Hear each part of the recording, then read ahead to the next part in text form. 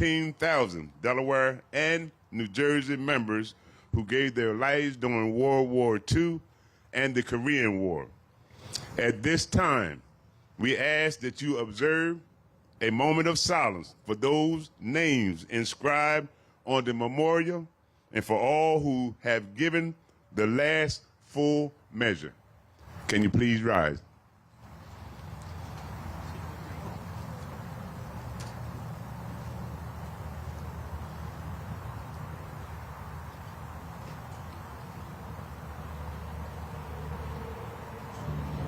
Please rise for the presentation of the colors by the Delaware National Guard, Joint Honor Guard, and National Anthem sung by Army Specialist Carter Stephan.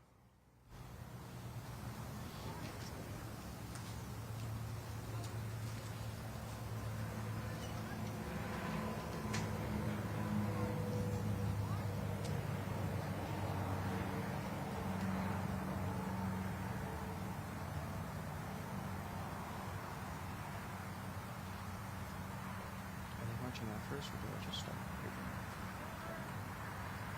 Marching first.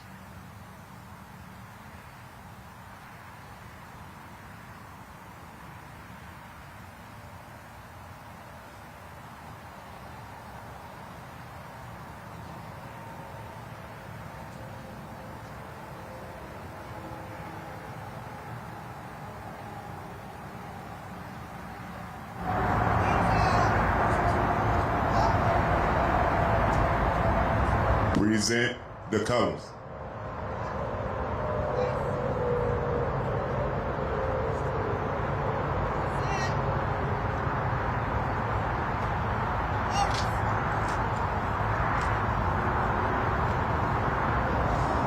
Oh, say, can you see by the dawn's early light what so proudly we hailed at the twilight's last gleaming, whose broad stripes and bright stars through the perilous fight o'er the ramparts we watched were so gallantly streaming, and the rocket's red glare, the bombs bursting in air, gave proof through the night that our flag was still there.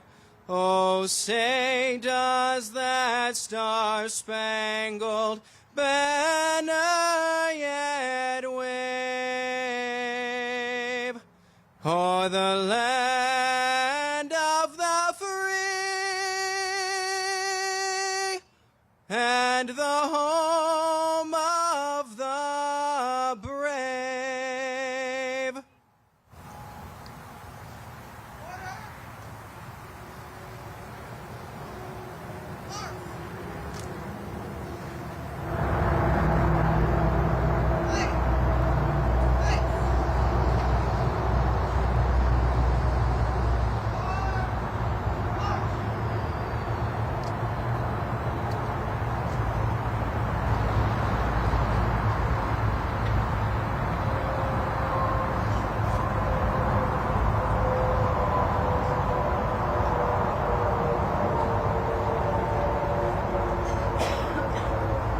Please remain standing.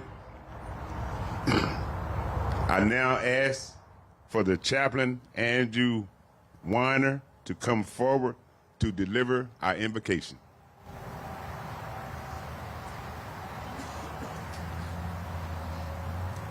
Let us pray.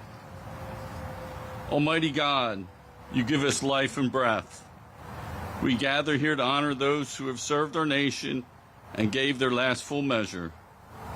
They never made it home to family and friends. Be with their families especially. Give them comfort and strength. Generation after generation, the fallen have preserved our liberty. Remind us again that liberty is not free, but it is of great cost. We honor our fallen service today. Almighty, meet us here.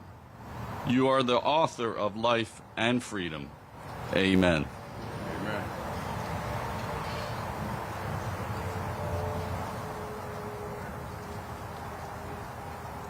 Thank you, Chaplain. Please be seated.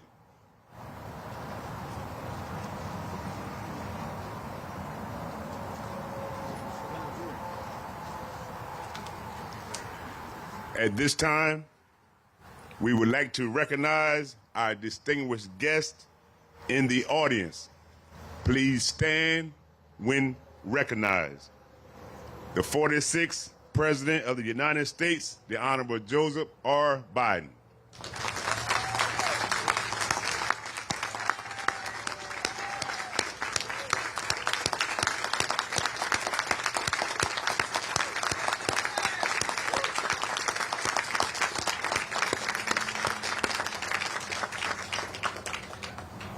Acknowledgements from our Honorable Governor, Matthew Myers, during his absence and his regret. The Honorable Lieutenant Governor Carl Evans Gay.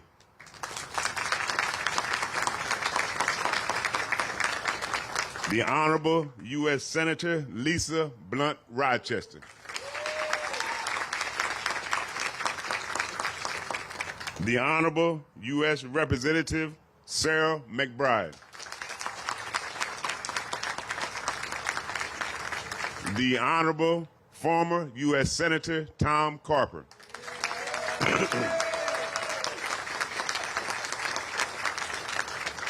The Honorable Secretary of State Patabanda Sanchez.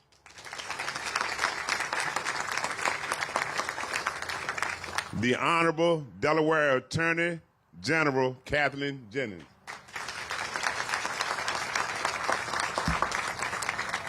The Honorable Insurance Commissioner Trinidad Navarro. The Honorable Delaware Auditor of Accounts Lydia York. Adjutant Major General James Benson.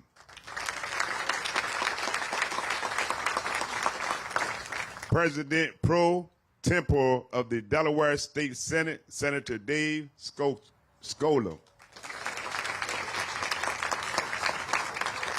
State Representative and Chair of the House of Veterans Affairs Committee, nominee Tupoko. Representatives and Senators of the Delaware General Assembly.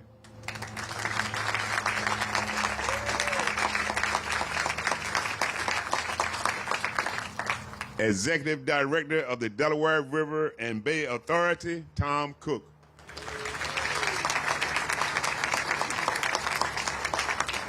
Executive Director of the Wilmington VA Medical Center, Vamise Potlori.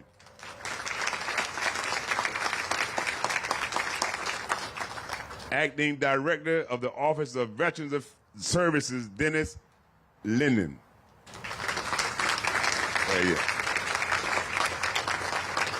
Delaware Commissioner of Veterans Affairs. I have to my left my Vice Chair, Doug Hudson. Also, Commissioner McGuire, Commissioner Rambo, Commissioner Espino, Commissioner Schroeder, and Commissioner Harwood. I don't see it. Okay. The Delaware River and Bay Authority Commissioners.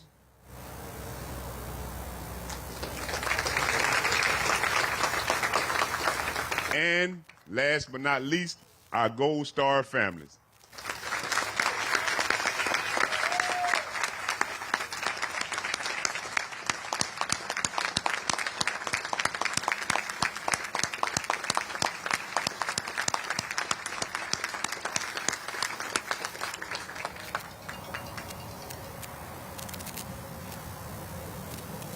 We extend our thanks to all other officials, service members, veteran service organizations, family members, and all veterans in attendance who were not formally recognized.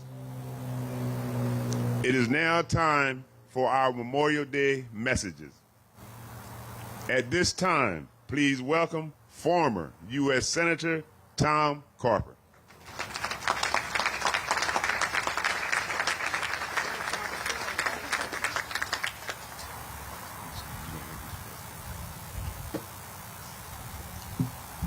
Good morning. How you doing? Great to be with all of you today. Martha and I are delighted that you're here. We're delighted that we are here. We've been coming here some of us have been coming here for quite a while, Mr. President, and it's glad we're able to make it, and delighted that you're all able to make it as well. To all of our elected officials that lead our state, our county, help lead our country. Lisa Blunt Rochester, whose office is in 513 Hart, my old office in the United States. Her office. She sits at my old desk, and it looks a lot better. I must say, but it's great to be here with all of you. I want to start off with some thank yous, if I may. I want to thank the people of Delaware for welcoming me here. Gosh, over 50 years ago, I'd been a naval flight officer in the Vietnam War, 3 tours, and came back home to the U.S. and made my way to Delaware. And got an MBA at the University of Delaware. Thank God for the GI Bill. Anybody here use the GI Bill? Anybody here use the GI Bill? Let's hear it for the GI Bill. This guy right up here probably did more than anybody I know to make sure we have a terrific GI Bill. But thank you for that GI Bill. Thank you for giving me the privilege to serve as your state treasurer, as your congressman, as your governor, and as your United States senator. What a privilege it has been.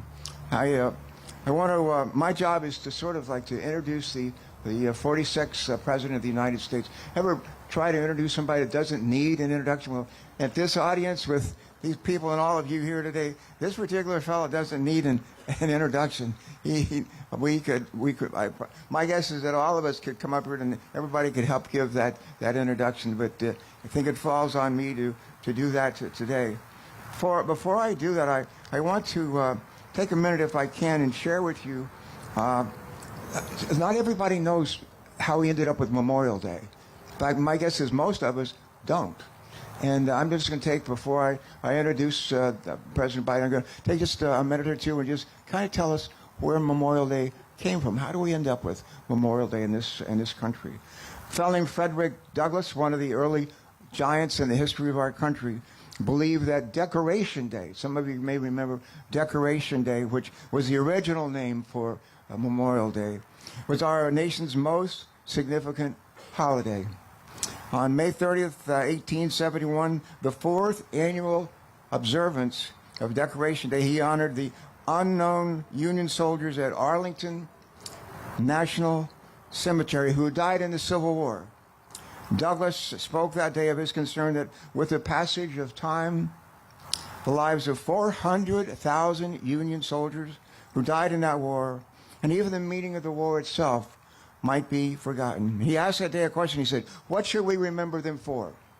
He asked that question not once but twice. What should we remember them for? And then he answered his own question. He replied, not once but twice, they died for their country. They died for their country. In truth, they fought to end the tyranny of slavery and to build a nation that embodied hope, of freedom, and self-government throughout the world. Douglass devoted the remainder of his time to ensuring that these men did not die in vain. Gradually, Decoration Day assumed a lasting place in the calendar of national celebrations in America. In 1890, all of the United States had officially adopted it, and in the aftermath of World War I, it came to encompass the dead of all American wars. In 1967, Congress changed the name of this holiday to Memorial Day, 1967. They moved its day from May 30th to the last Monday in the month of May. And Memorial Day came to be celebrated by many as it came to be celebrated as the start of summer. and came to be celebrated as a holiday to spend at the beach, rather than to reflect on history or decorate the graves or honor the dead.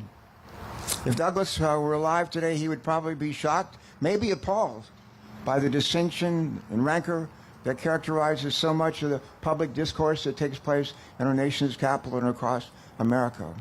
Most likely, he would stop and remind us to lower our voices and listen instead to the voices of those who laid down their lives so that we might have a better life. The sacrifice of those who have served us in uniform literally did save our nation. They literally did save our union. And by our presence here today and in countless other gatherings across America, we make clear that we still understand and embrace that truth.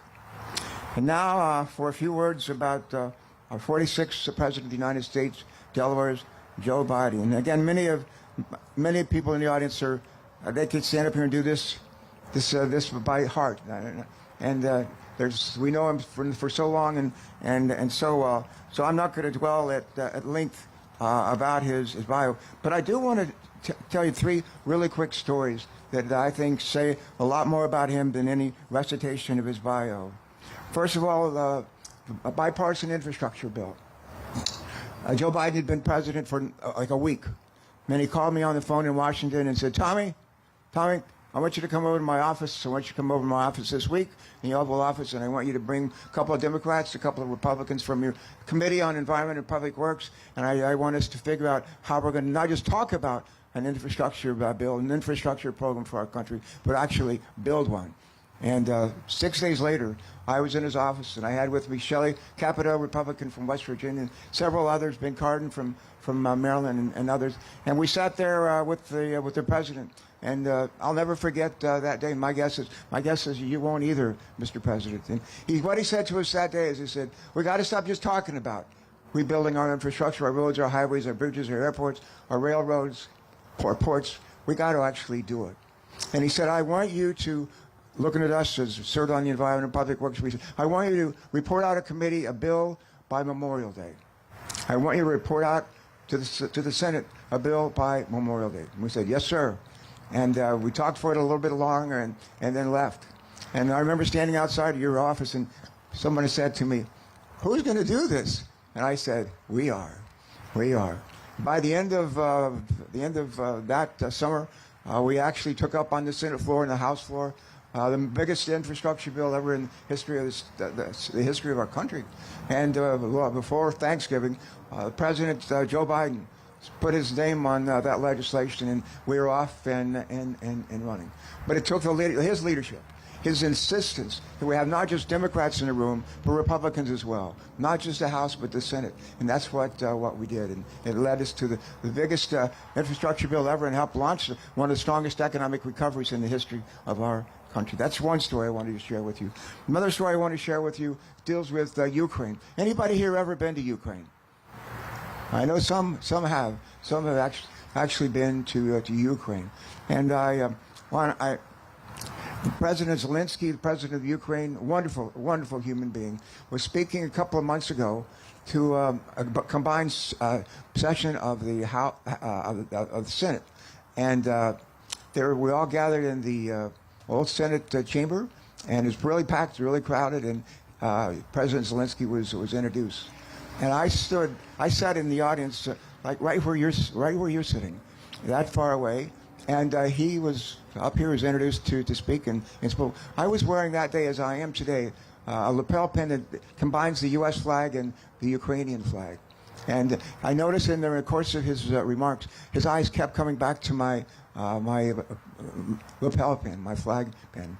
And when he finished speaking, huge audience, Democrats, Republicans on the House and Senate, and a great applause. I thought it would never end. And when he finished, the event finished, he didn't just leave.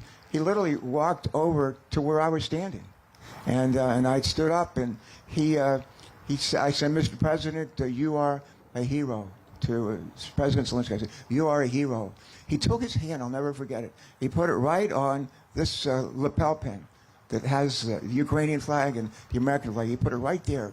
And he said, no, he said, you are our heroes. And he said, and President Biden is the biggest hero of them all. We in the Ukraine, we love him, we love him, we love him. One last quick story, and I'll pass the baton. Martha and I have a couple of boys, and the youngest one is Ben. We grew up in public schools here in Delaware and turned out pretty well. And Ben got in, couldn't get it. He was waitlisted at the University of Delaware. That's a joke. But he ended up getting into William and Mary. And we were driving down to William and Mary to help him move into his dorm as a freshman at William and Mary. And as we're driving down with the car that day with Ben and Martha and myself, I don't think Christopher was with us that day, but we're driving down and the phone rang. And it was a time when Barack Obama was the nominee, going to be the nominee of the Democrats for president, and he was trying to figure out who to make his running mate. And there was a lot of speculation that it might be Evan Bayh, it might be this person, it might be Joe Biden. And we were expected to hear, literally that day, it was a Saturday, we were literally expected to hear that day who Barack was going to choose as his running mate. And the phone rang, and on the phone was Joe Biden. And I said to him, I said, are you going to be the vice president? He said, no, I'm not calling about that. I said, well, what are you calling about? He said, I called to talk to Ben. Really? Ben, who was just graduating from high school and just starting college and moving into his dorm for the first time. He said, I'm calling to talk to Ben. I said, Ben Carper? And he said, yes, put him on the phone. So I put him on the phone, and as it turned out, Joe Biden wasn't calling to say that he had made the list, he was going to be the vice presidential candidate, or he wasn't, or was going to fight. We'll find out the next day. He was calling to talk to Ben Carper, as Ben was ready to set off in his next adventure to be a freshman and later on to go off to do amazing things with his life. I thought to myself, how many sitting senators who are going to someday be vice president and president would call and ask to talk to Ben Carper or any Ben or any other kid who's going to college, just to give them advice and wish them well. And I will never forget that. I will never forget that. And I would just suggest if that were your kid, your son or daughter, you would not forget it either. Let me maybe do one more thing if I can. Someone gave me, Joe, I don't know if, maybe it was Hunter over here gave it to me, but gave me some words that said, whatever you say, don't forget to say this about Joe Biden. A visionary, a respected leader around the world, a compassionate man who was interested in everyday people. All right. I think, Martha, what did I forget? Nothing? All right, ladies and gentlemen, I think that's it for me. And with that, with me, where's Ronnie? Ronnie? Where's Ronnie? Ronnie, where are you, buddy? All right. Is this the time to introduce the 46th President of the United States, Delaware's Joe Biden? Let's hear it for on your feet. Let me hear you. Put it on you. Woo!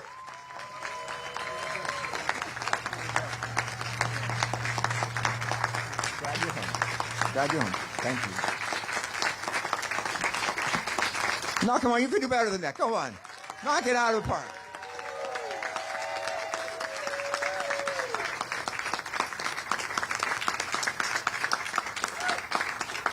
Thank you very much. The greatest honor of my life has been for 4 years being the Commander-in-Chief of the United States. The fact is that I don't think if I had come from any other state that would have happened. But in Delaware, everybody knows everybody. And it's important. It's important because, you know, we had that expression for the longest time. We do things the Delaware way. The Delaware way. Members of the House and Senate know, Democrat or Republican. They've learned to work together for the benefit of Delaware. Now remember, Tommy, we've been coming here for decades. First time I was here, I was reminded of that quote from R.G. Ingersoll, who said, "When the will defies fear, when duty throws the gauntlet down to fate, when they shun compromise with death, that's heroism." I remember thinking that day, the first time. Thinking about my uncles in World War II, thinking about people I knew, thinking about all the people who had laid down their lives. And ladies and gentlemen, it's good to be with so many friends on this solemn occasion. Tommy, Kyle, Lisa, Sarah, Nolan, and you're all outstanding leaders and proud Delawareans. And Chaplain, thank you for your invocation. And I want to acknowledge the keynote speaker today, a pathbreaker and a patriot, Chief Warrant Officer Ernestine Epps. Ernestine, thank you. Thank you for being willing to do this. I'm looking forward to hearing you. Folks, every year we come together to remember the brave women and men who gave their all for this nation, or as Lincoln called it, the last full measure of devotion. That's what it was, the last full measure of devotion. They laid down their lives so we could live our lives in peace, and maybe the most important word, with possibilities. And I know I speak for everyone here, and when I say we remember them every single day, not just this day, but every day, the people assembled under this tent. Remember them every day. We come together to remember the families that are left behind, the hearts that still carry the weight of their absence, the ache that never fully goes away. We come together to remember the debt we owe to the American military. The military is the solid spine, the spine of our nation. Our troops, our veterans, our military families, and our Gold Star families in particular. Only around 1% of all Americans defend 99% of us. 1%. Just 1% of Americans risk the ultimate sacrifice. We owe them so much more than we can ever repay them. We have many obligations as a nation, but only one truly sacred obligation. Sacred obligation. That's to equip those we send into harm's way and care for them when their families when they come home and when they don't come home. It's a sacred obligation. I know for many of you, Memorial Day, like for us, is deeply personal. For the Bidens, this day is the 10th anniversary of the loss of my son, Bo, who spent a year in Iraq. And to be honest, it's a hard day. His son and I, Hunter, who's here in the crowd, I don't know where you're sitting, Hunter, but all the way in the back there.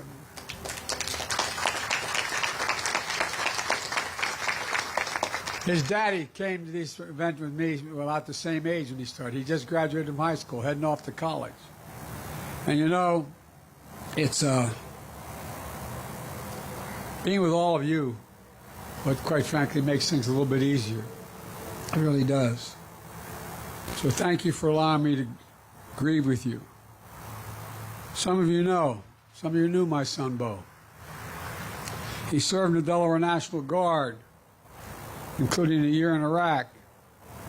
Remember, I got a phone call. I was in Washington. Dad, what are you doing Friday? I said, what do you need, honey? He said, I want you to pin my bars on. I said, pin your bars on? You have 2 kids, you know? Dad, somebody's got to do this, Dad. Proudest day of his life was putting that uniform on. That's not a joke. That's not hyperbole. That's real. And you know, it's one of the proudest things I ever did, pinning his bars on him. And it means so much to our family at the headquarters of the Delaware National Guard has been renamed after Bo. His legacy lives on. His children, his grandchildren, his great-grandchildren, like those you lost, will be remembered. They'll remember who he was. And just like the legacy of all our fallen heroes lives on, they live on in us. And they live on in the strength and freedom of our nation. That sounds like hyperbole, but it's real. It's literal. So everyone who came here today to grieve with grief in your heart, please know you're not alone. You'll never be alone. And your loved one will never be forgotten. Period. My friends, Memorial Day is about something profound.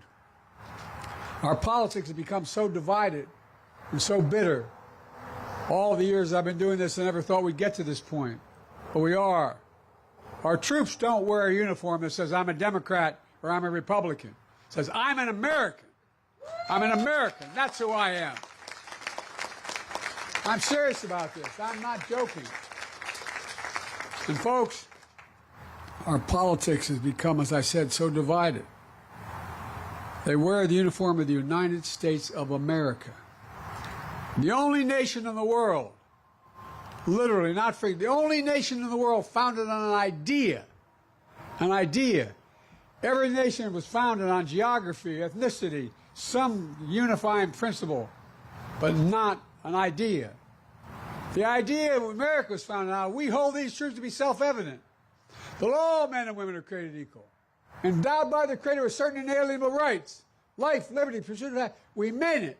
That's who we are. That's what makes America the most unique nation in the world, literally, not figuratively. In fact, folks, you know, for generation after generation, the profound idea has been defended by ordinary citizens who stepped up and answered the call. Because of them, American democracy has endured for nearly 250 years. Every generation has to fight to maintain that democracy.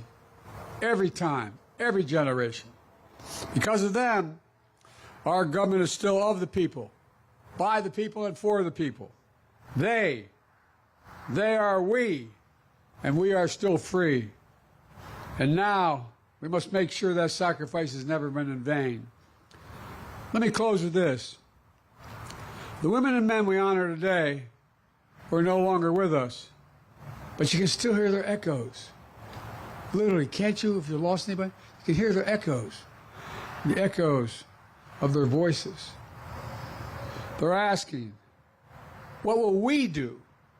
We who are alive, we who remain. They're not asking us to risk our lives. They're asking us to stay true to what America stands for. They're not asking us to do their jobs.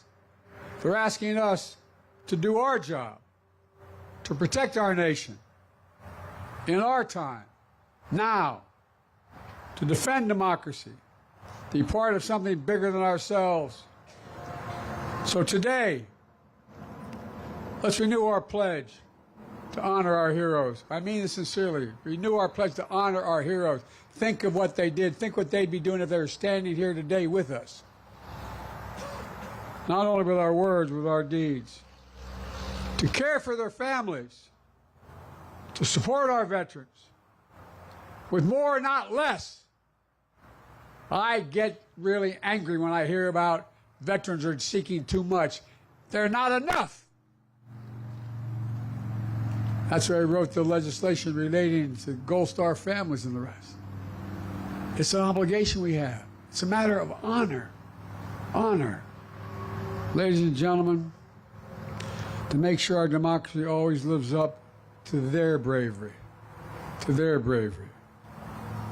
And I want to thank you very much, and I want to recognize the guy who's brand new to all this. He's only a little over 100 years old. But I tell you what, man, every time I come, I love seeing him because he always pats me on the face and gives me a kiss. Sir, thank you for all you've done. Your generation and every generation since then. And folks,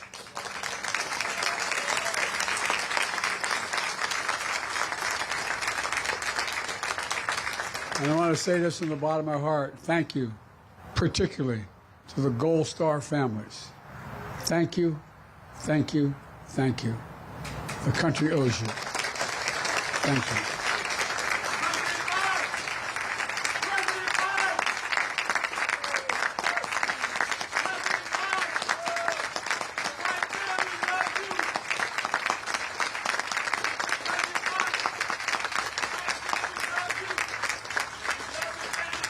Thank you.